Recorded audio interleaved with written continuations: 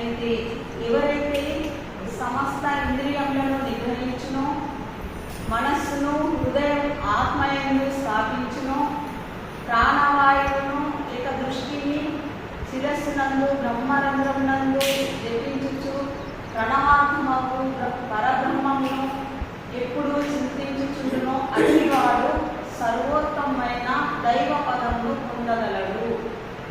అంటే నిరంతర సాధనచే పరమాత్మను సులభంగా దర్శించుకుంటాడని ఇక్కడ అర్థం చెప్పబడి ఉంది. అయితే మళ్ళీ కృష్ణుడు అంటున్నాడు, ఎవరైతే నన్ను అనన్య చిత్తంతో ప్రతిదినము నిరంతరము నన్ను స్మరించుచుందురో అట్టి నిరంతర ధ్యానములకు నేను సులభంగా దర్శనమిస్తాను, వారికి ప్రాప్తి చెందుతాను.